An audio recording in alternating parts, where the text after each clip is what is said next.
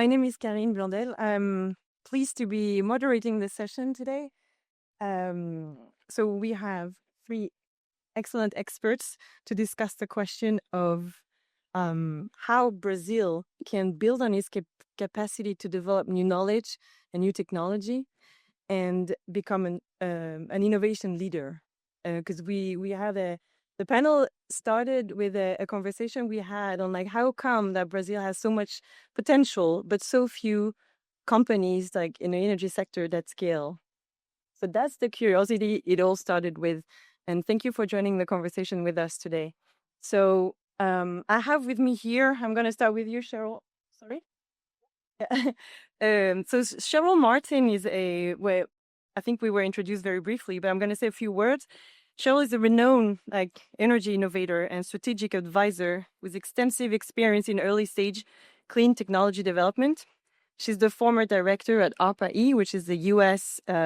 Advanced Research Projects Agency, focusing on energy, where she has played a critical role in funding breakthrough energy technologies and accelerating the path to commercialization. Then we have Professor Damasceno.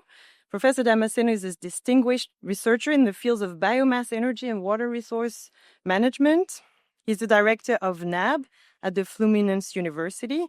And NAB is a research center that develops sustainable technologies for energy generation from organic materials and for improving water use efficiency. The Professor Damasceno is here with us because he has extensive experience collaborating with corporations and supporting startups. And Tom is the founder of Pareto International. It's a rather new company dedicated to accelerate. It's not placed properly. Okay. A company dedicated to accelerate and scale the development of new technology within the energy, transportation, and electrification sectors. And before launching Pareto, Tom built a global career at Tesla, where he worked on scaling innovative energy solutions and battery technologies. So I think that's what Cheryl was trying to tell me, that I was missing the slide with all of us, but well. We have structured this panel in two sections. So I'm going to start by introducing a few slides. I'm going to try to go very briefly through them, but it was to get us all aligned on like the gaps that we are seeing in the innovation ecosystem in Brazil and get us started on the conversation on how we can bridge the gaps, how we can unleash the potential of Brazil. So you're going to hear us talk a lot about the different stakeholders in the innovation ecosystem. The first one is the government, which plays, of course, a key role in providing this institutional framework for innovation. The government shapes policies and long-term strategy for innovation. They provide subsidies to new technologies, and another role that through public procurement, governments also play a role in actually shaping the market for new technologies. So we're going to talk a bit about that. Then we look at the role of large corporations in the innovation ecosystem. Corporations can fund R&D and new technologies, and they're representing the market demand. They are potential buyers of new technologies to keep up or to keep their competitiveness. Academia, obviously the source of all new knowledge and innovation for many things, and also a pipeline of talents to build new technologies. Next, entrepreneurs, startups are key to they provide agility, risk willingness, the desire to bring a new technology to market to have an impact in the world. So they are a key players in turning new technologies into scalable products. And finally, the last stakeholders critical to shaping a strong innovation ecosystem, the VC investors. They provide risk capital. They support startups at early stage when it's still uncertain whether or not the technology will work, whether there is a market. So we'll get back to all of them in the discussion. Now, let's take a look at Brazil's position in the world as a global, as an innovation economy. There's something called the Global Innovation Index that ranks different countries according to different criteria on their innovation capacity. And as you can see here, Brazil is positioned number 50 in the world. So a bit behind, you can tell, from the US or Switzerland. If you compare Brazil to other innovation leaders, it's a bit behind. But there are good things going on. Like within the last 5 years, Brazil has moved from the 66th position to the 50th position in the Global Innovation Index. So things are moving. There's a potential. It's about how do we unleash it and create real impact. So one key thing when we're looking at the innovation ecosystem is obviously the amount of spending in R&D, which is where it all started. New ideas emerge from R&D activities, and here you can see that comparing Brazil to innovation leaders like the US and China, Brazil has not kind of increased the spending that much over the last couple of decades, whereas the US and China, and especially China, you can see has really increased their R&D spending, whereas Brazil is staying like under 1.5% of the GDP. The US, 3.5% of their GDP. And when you look at the same data, this distribution of R&D spending per capita, that's where the difference between also very clear. Well, in Brazil, the government spends $100 per person on R&D, whereas in the US, it's $2,500. So a major gap there that we can discuss. Now let's look at some of the things that Brazil already has done. One thing the government can do is make it easier to commercialize new technology, to bring new technology to market. And one step on that path is the patenting. So you create a new solution, and for commercializing, protecting the IP, you patent it. And Brazil has already done a lot to reduce the processing time of a patent application. It's gone from 80 months in 2019 to under 40 months in 2023. It's still a bit more, it's still too much compared to other innovation leaders. So reducing or improving the bureaucracy, if making it more efficient, is something Brazil could definitely look at. And then another thing that we also thought was super interesting is that when you look at the origin of the patents that are filed in Brazil, 91% of these patents are actually foreign patents. So it maybe says something about can Brazil do something to support the patenting of Brazilian innovations? That's also something we can discuss in the panel. Another thing that Brazil has been doing consistently since the 1990s is supporting innovation, fostering innovation. And we thought it was very interesting to look at the different programs that had been put in place by the Brazilian government. And we were especially interested in this electrical sector R&D program, ANP Resolution, where it's basically the way Brazil has tried to foster innovation was through kind of a tax, or like imposing a 1% amount, like the payment of a company's revenue to fund innovation. What's going to be discussed during the panel discussion is that this 1%, is it a smart way to do that? Because the thing is, there is this 1% tax on companies to fund innovation, but it's not really linked to any strategic national roadmap for innovation. So something to consider. Now where am I here? Yes. So back to this 1%, When you compare Brazil's spendings in R&D with US and China, you can see that the governmental funding is significantly higher in the US and in China.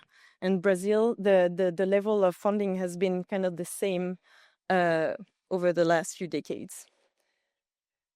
Another striking difference between Brazil and other innovation countries is the level of funding, R&D funding coming from corporations.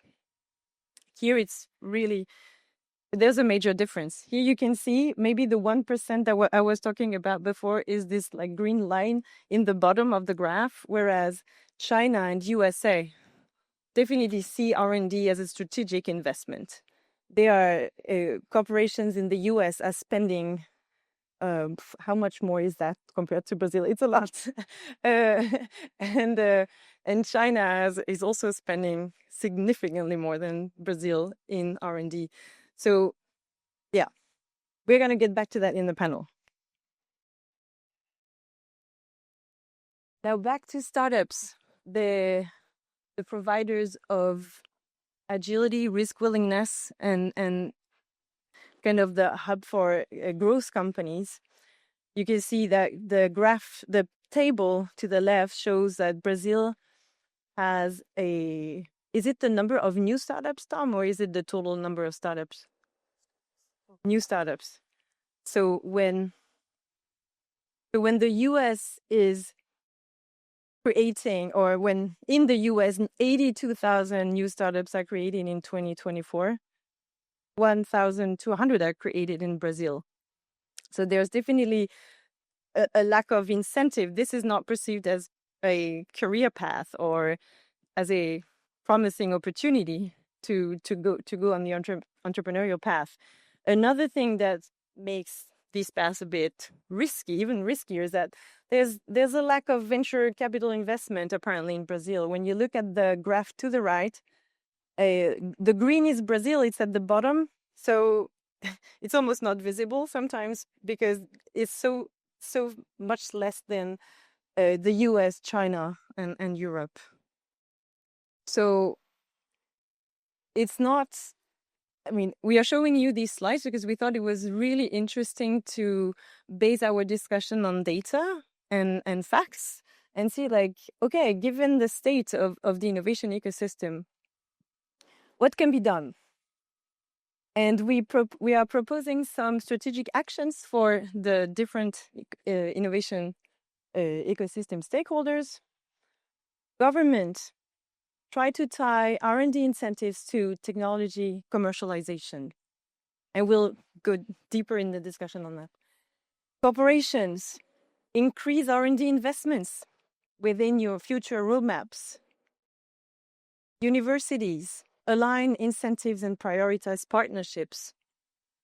Entrepreneurs, assume everyone you meet can help your company. Take the risk and get the help you can get wherever you can. Risk and venture capital, promote a dynamic and risk-embracing startup culture. I think all these stakeholders can play a role in creating this stronger startup culture, innovation culture in Brazil. And now we're going to go to our panelists. And Cheryl, I will start with you.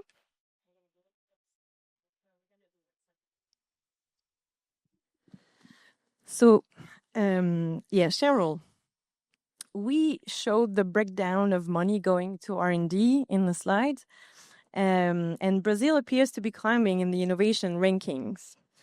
Yet, it remains stagnant in terms of R&D investments. How would you explain this divergence in trends?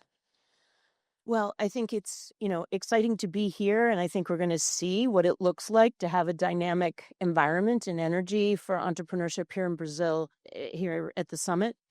But the rankings take a lot of factors into account. Brazil's been climbing because you have already a very clean energy system feeding your culture and your industry. It's also about the amount of licensing that happens, which we saw is primarily outside people coming in for patents. And there's a few other factors that are causing it to climb. The issue is that we don't have sufficient funds, as we saw on multiple sides, to actually be able to lift the system up. But we also cited in the ratings on innovation is that the policies for entrepreneurship and the business favorable policies are not where they need to be. So I think it's a real call to government and corporations to really look at what are we doing and how are we leaning into incent all the different types of funding that we need in order to help these really great startups move ahead. Thank you. And Professor Damasceno, now I have a question to you. We show Brazil's journey toward incentivizing innovation. And in practice, you remember the slide with the different laws and incentives, and you have experience using these incentives to create great research. Can you tell us a little bit about that? And has the connection with industry truly been strengthened through the incentives? Bom dia a todos. Essa pergunta de $1 milhão, ela tem que ser respondida em 3 horas. Mas eu vou tentar resumir em 3 minutos. Eu vou falar de inovação, mas vou usar poesia, começando citando um poeta espanhol chamado Antônio Machado. Ele diz uma bela frase que é citada mundialmente. Caminhante, não existe caminho. O caminho você faz ao caminhar. Eu quero dizer que na trilha da inovação nós estamos caminhando, e eu vou usar outra frase sua. As coisas estão movendo-se no Brasil. A história da inovação no Brasil começa basicamente com a criação da FINEP, Financiadora de Estudos e Projetos.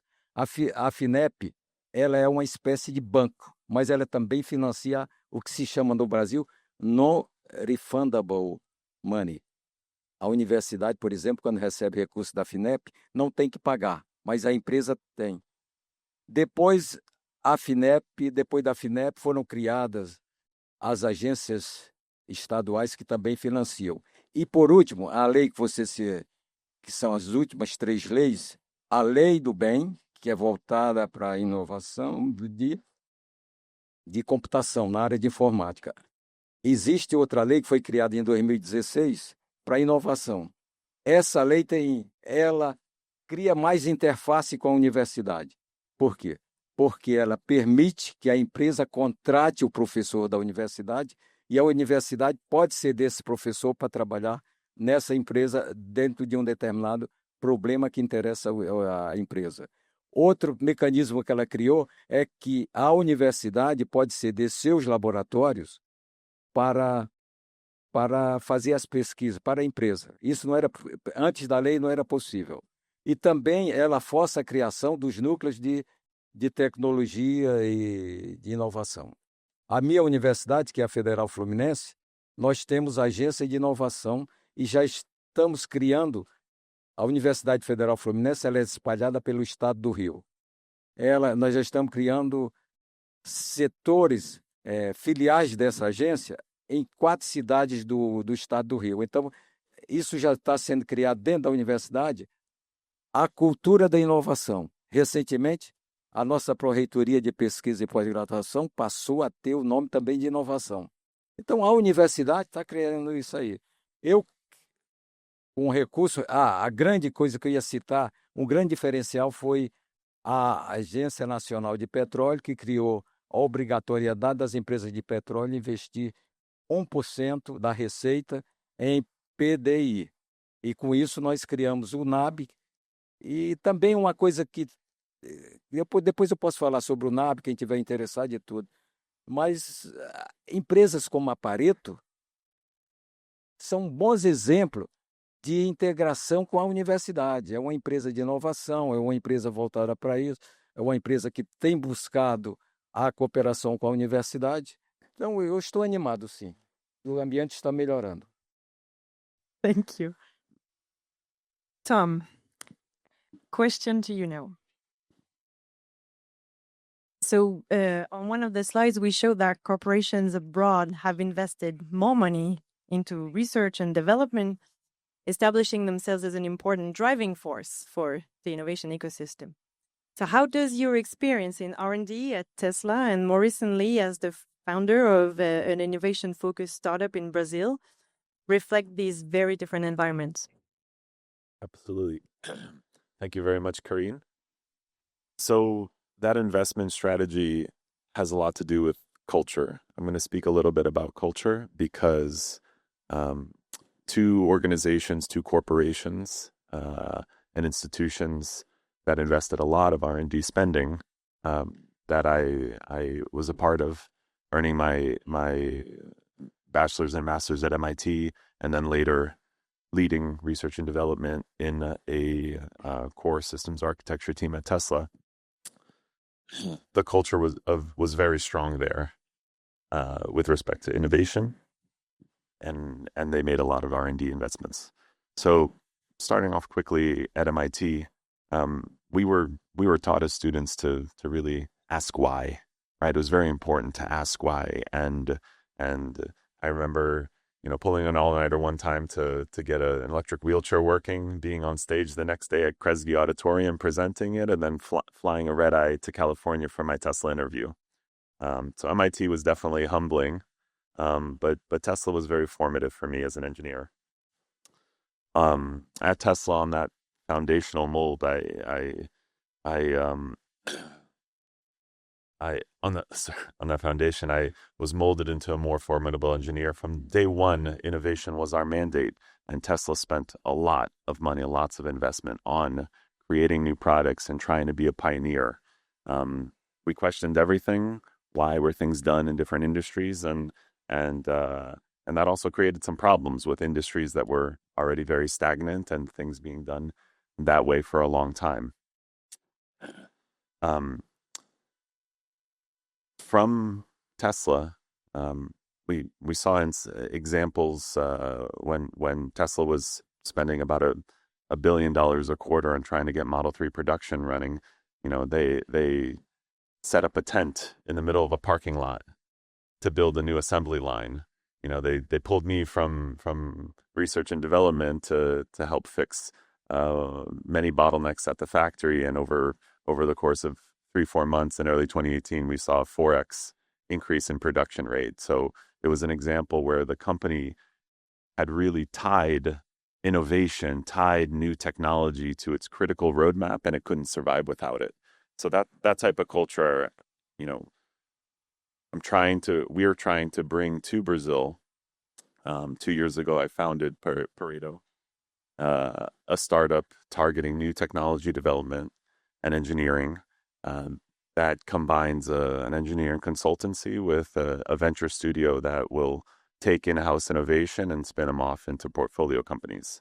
And arriving here, I encountered that while there was money being spent on development, that money was few and far between to access, and the culture made it very difficult for small startups that didn't qualify without revenue, qualify for auctions, for bids, for new projects. So it was something that was very, very difficult for us to even understand how we can grow. At the moment, Pareto has multiple clients. We're currently working with Ford Electric Company on their new electrification projects, and we're also spinning off our first portfolio company to scan and monitor electrical and transmission towers here in Brazil, working with major electric companies that want to find an offering of entrepreneurs and innovators to be able to invest. So to summarize, I think that there's a couple great. To summarize, there's a great proverb that necessity is the mother of invention, and one of the things that we really want to highlight is that if we can tie in to the future growth of the country, of companies, the necessity of innovation, that's something that really has ripple effects. That's something that really feeds back on itself. Thank you. Thank you very much, Tom. I feel like going back to you, Cheryl, now, because we talked about, for example, one of the potential barriers to having more startups in Brazil is the lack of risk capital.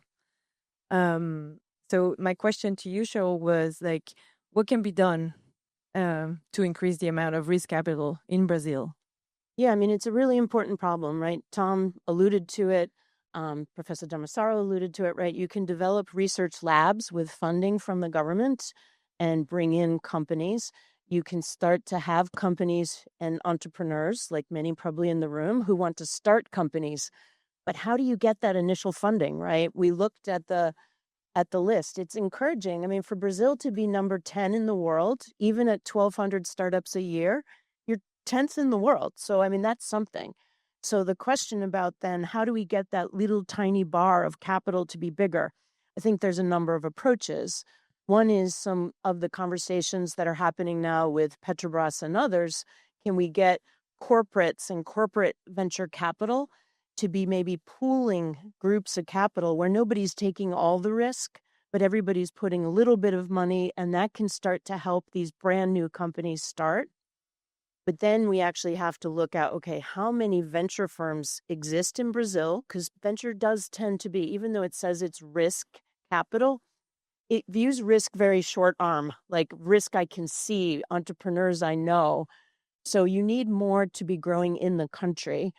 But then also, I think there's huge opportunity to be able to highlight the outstanding focus and market for startups to people outside of Brazil, and to be able to get capital from Europe, from the U.S., from the from the Asia Pacific region, focused on your startups here, and be able to build the pool of capital in a cooperative way. So I think it's a really interesting moment.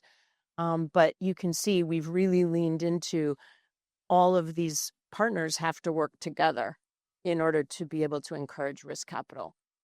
Yeah, and I'd just like to add that when you develop an organization, a region, a country that is good at innovating, that is known for innovating, investments come. Yeah, Investments will come, interest. So from my perspective, Brazil has immense resources. Brazil has fantastic talent, and Brazil has a will, a desire to innovate, and it's in a sense kind of like an entire country in the 60s, 50s and 60s, sending a man to the moon, right? Yeah. The United States, we need to align all of these factors to be able to target the concept of innovation, the brand. When it wraps all the way back to academia, right? That we need to think about how do academics feel that their work is aligned and their incentives as being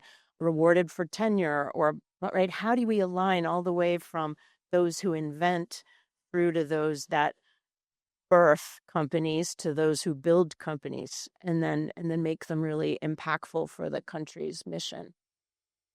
And that actually brings me, because we are out of time already, but we have a workshop tomorrow. Can we put the last slide up, please?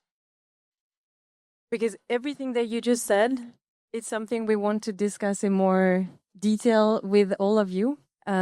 We have a workshop tomorrow at 3:10 p.m. With different innovation stakeholders that are going to have, we are going to have roundtables to continue the discussion we just had and talk about how can we align, how can we get all the stakeholders together and start this conversation. So please join us. It will be great to see you. And we'll have great representation from all 5 of those pillars there. So a couple hours together to be really be able to put into action these recommendations. I think it shows up in the program as a master class, but it really is not about teaching you. It's about you coming together and really being able to say, what needs to change? What could we do? What are the barriers? And so it's really brainstorming, truly a workshop. So it should be super exciting. Yes. Thank you for highlighting that point, Cheryl. It's not about teaching. It's about having the conversation. Yes. Awesome. Thank you. Thank you very much for coming.